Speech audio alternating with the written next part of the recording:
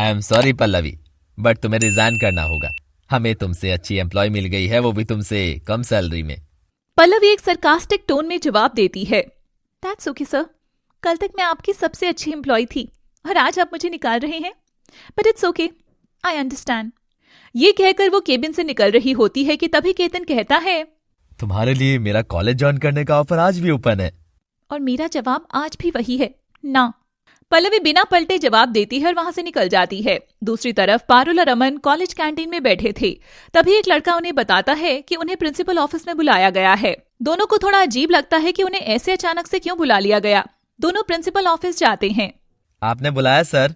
हाँ, तुम दोनों को अभी इसी वक्त कॉलेज से एक्सपेल किया जाता है। अमन और पारुल दोनों शॉक हो जाते हैं। उन्हें समझ नहीं आता कि उनके साथ ऐसा क्यों हो रहा है।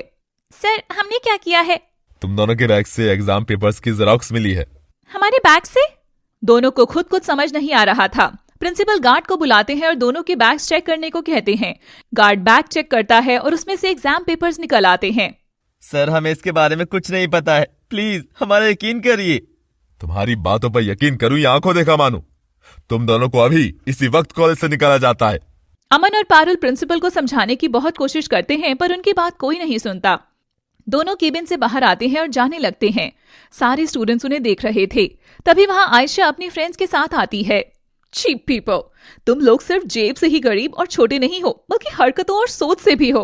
हाँ। अमन और पारुल दोनों बहुत शर्मिंदगी महसूस कर रहे थे। इतनी जिल्लत और बेइज्जती उन्हें कभी नहीं हुई थी। दूसरी तरफ प्रिंसिपल किसी से फोन पर बात कर रहे थे। आपका काम हो गया है सर। फोन की दूसरी साइड पर केतन था। ठीक है, आपके कॉलेज को मैंने जितनी फंड देने का वादा किया है आपको मिल जाएगा। ये कहकर वो फोन रख देता है।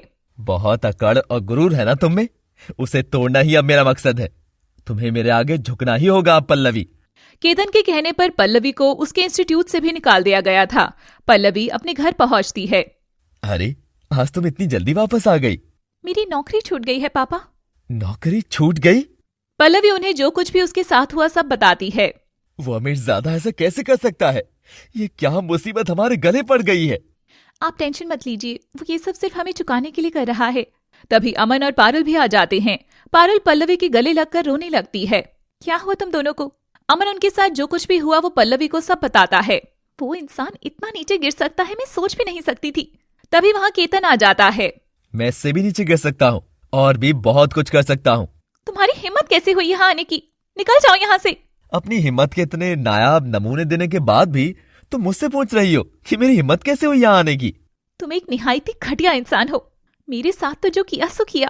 तुम्हें शर्म नहीं आई किसी के पूरे फ्यूचर को अपनी बेबुनियाद जिद को पूरा करने के लिए इस्तेमाल करने में? मेरे भाई बहन का पूरा फ्यूचर तुमने दांव पर लगा दिया। उनका पूरा ईयर वेस्ट होगा। साथ ही जैसा इल्जाम उन पर लगा है, उन्हें एडमिशन मिलने में भी मुश्किल हो जाएगी। ये सब कुछ ठीक हो सकता है, लेकिन सिर्फ तब जब तुम जाओ। अगर तुम मेरी बात मान लोगी तो तुरंत के तुरंत सारी चीजें वैसे ही हो जाएंगी जैसे पहले थी।